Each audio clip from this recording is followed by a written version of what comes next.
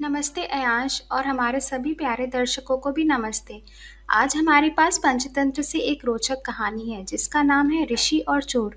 अंत तक देखना सुनिश्चित करें क्योंकि इसमें एक महत्वपूर्ण सबक है। शुरू करने के लिए तैयार? हाँ वृद्धि, चलो शुरू करते हैं।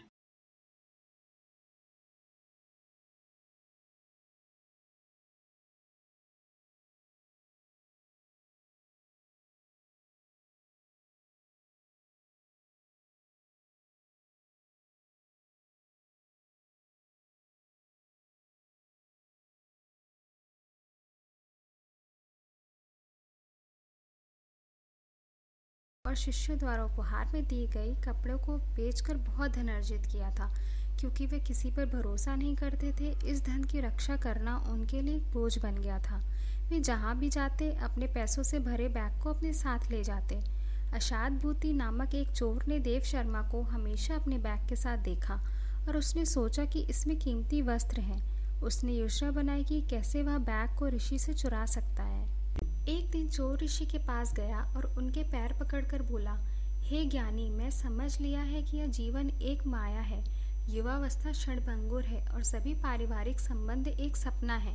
कृपया मुझे सही मार्ग दिखाएं जो मुझे सभी सांसारिक बंधनों से मुक्त कर दे। उसकी विनम्रता से प्रसन्न होकर देव शर्मा बोले, बेटा तुम धन्य हो जिसने सांसारिक सुखों को त्यागने का विचार किया है। सुनो, चाहे उसकी जाति कितनी भी नीची क्यों ना हो, जो व्यक्ति ओम नमः शिवाय का जाप करता है और अपने माथे पर पवित्र भस्म लगाता है वह शिव बन जाता है और पुनः जन्म नहीं लेता। मैं तुम्हें अपना शिष्य मान लूंगा, लेकिन रात में मठ में प्रवेश नहीं करना क्योंकि संतों के लिए संगति वर्जित है। दीक्षा के बाद तुम्हें मठ के प्रवेश द्वार पर बनी कुटिया में रहना होगा। हाँ, शादभूति ने ऋषि से वादा किया कि वह उनके हर आदेश का पालन करेगा। संतुष्ट होकर ऋषि ने धोखेबाज को अपना शिष्य मान लिया। अशादभूति ने देव शर्मा को हर आवश्यक चीज में सहायता करके उन्हें खुश करने का प्रयास किया, लेकिन यह देखकर कि ऋषि कभी अपने पैसों से भरे बैग को अलग नहीं करते, अशादभूति ने सोचा, बूढ़ा आदमी बहुत चालाक है और हमेशा अपने बैग को अपने पास रखता है। मैं इससे उसे कैसे छीन सकता हूँ? क्या मुझे उसे मार देना चाहिए? जब धोखेबाज अपनी समस्या पर विचार कर रहा था, एक शिष्य का बेटा देव शर्मा को अपने गांव में यज्ञोपवीत संस्कार के लिए आमंत्रित करने आया। ऋषि ने निमंत्रण स्वीकार किया और गांव की ओर जाने लगे। अशादभूति को भी साथ ले गए। रास्ते में उन्होंने एक नदी पार करी। स्नान करने के बाद ऋषि ने अशादभूति से कहा कि वह अपने पवित्र कंबल की रखवाली करे जब तक कि वह प्रकृति की पुकार का उत्तर देने के लिए गए हुए हैं। कंबल के अंदर पैसे का बैग था।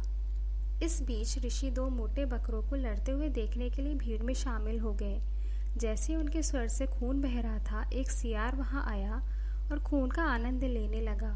ऋषि ने सोचा, सियार निश्चित रूप से इन दोनों लड़ते बकरों के बीच मर जाएगा, और वास्तव में सियार मर गया।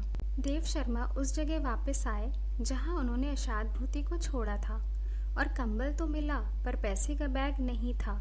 वह चिल्लाने लगे, अरे धोखेबाज, तुमने क्या किया? मैंने इस दुनिया में सब कुछ खो दिया। चोर को व्यर्थ खोजने के बाद मूर्ख ऋषि निराश होकर घर लौट आए। तो अयांश, तुम्हें क्या लगता है कि हम इस कहानी से क्या सीख सकते हैं? मुझे लगता है कि यह हमें सिखाती है कि हमें किस पर विश्वास करना है। बिल्कुल सही। इस कहानी का नैतिक यह है कि भरोसे में सावधानी बरतें और लालच और धोखे को अपने फैसले पर हावी ना होने दें। हमेशा सतर्क और बुद्धिमान रहें।